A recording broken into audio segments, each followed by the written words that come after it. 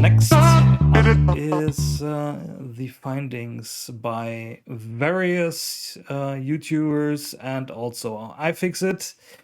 I have here the article on Mac Rumors are open for the tear down of the Mac Studio by iFixit,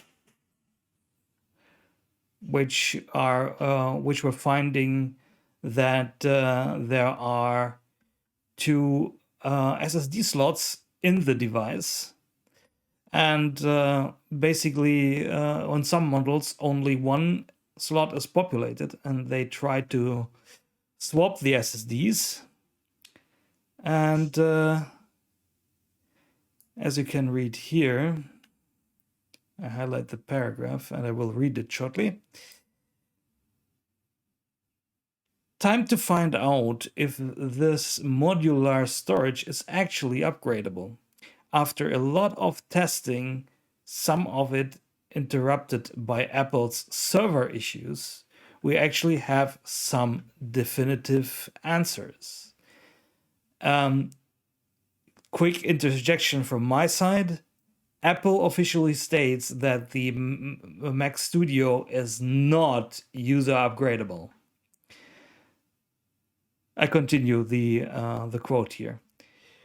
We popped this stick into another base model Mac Studio's empty slot, but configurator kept giving us DFU restore errors.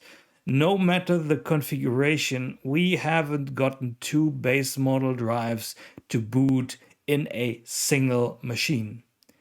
However, when we swapped the spare Studio's drive for the one in the teardown unit and used configurator to do a DFU restore, it worked. Storage swaps are possible, at least between two drives of the same size, but jury's still out on upgrades.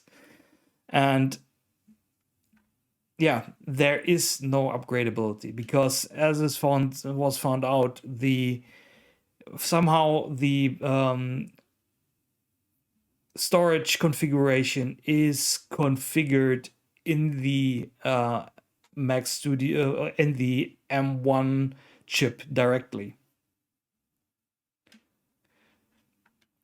And yeah, that for me, when they've discovered that, was not that surprising. The storage in the M1 Max, M1 Ultra, Mac Studio is a bit different to what we saw previously from Apple, since A, it's not soldered on the logic board, and B, it's actually not SSDs, but these are basically just NAND flash modules. So they are dumb. There is no logic unit on there. And overall, the behavior, when you go back in history, is not that surprising, because we had a similar controversy back in the day with the 2019 Mac Pro. As you can read here, this is now a story from 9to5Mac back in the day, also from the iFixit teardown. And I read here, as for the two built-in SSDs, iFixit found it is removable, but as the T2, which is Apple's coprocessor that was used in the past year's Intel Macs and is still used in the Mac Pro, is the T2 is integrated, it won't be user replaceable. We are happy to see a modular SSD, but not happy knowing it's bound to the T2 chip, meaning user replacements are a no-go. So that's the same with the Mac Studio. And in light of what we discussed in earlier episodes in regards to Apple's SSD issues, this is really sad to see, because you cannot replace these SSDs with units that might perform better, because they are specific Apple storage modules.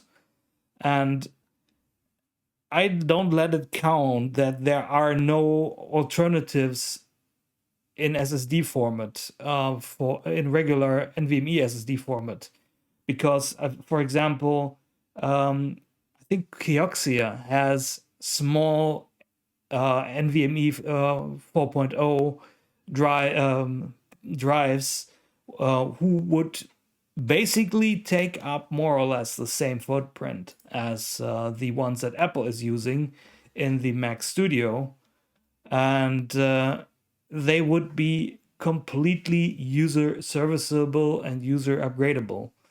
And this is a missed opportunity for Apple. And the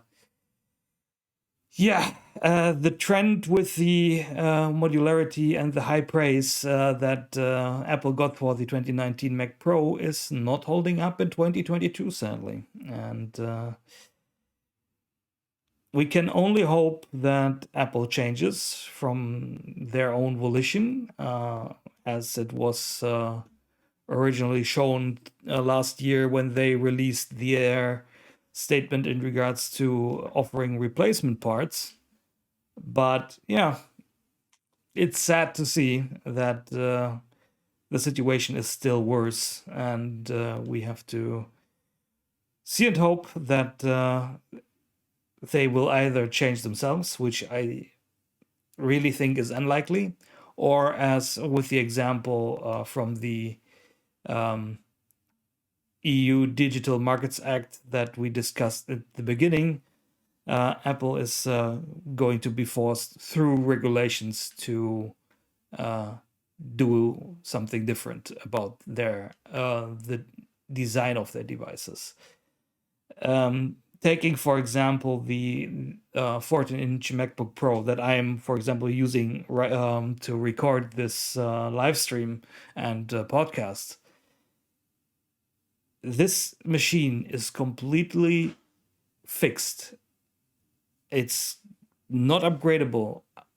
Of course, the memory, the RAM is part of the SoC, which in my opinion is fine because it's giving you a performance and bandwidth advantage.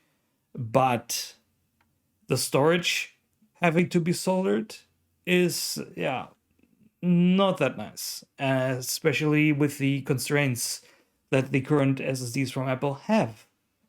I actually can see this reported flushing behavior that we discussed in the previous podcast during day-to-day usage of my machine. When I am editing one of these podcast episodes, which is in the end, when I also created all the segments, one podcast episode has fully edited with all the segments and so on.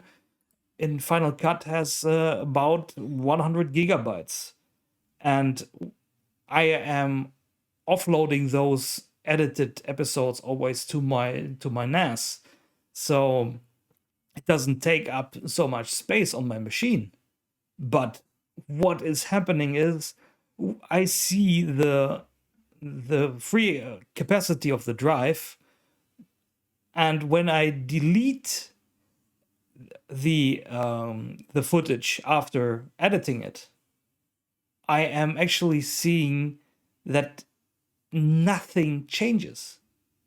Despite having cleared my trash bin, the storage still shows that I have not deleted anything. And if I want to have it refresh right away, I have to reboot. That forces the system to actually flush the caches.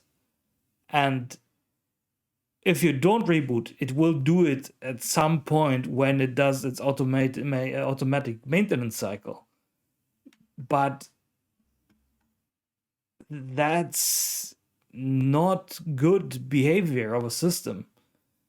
And this, especially when you don't have a laptop which has its own battery. We were talking about a desktop like the Mac Studio. This is bad if you have a abrupt power outage, because you can potentially lose a lot of latest changes if your machine is not properly turned off. And this is really, really bad for data integrity. And a normal user who is not handling large files, large footage, will never realize that.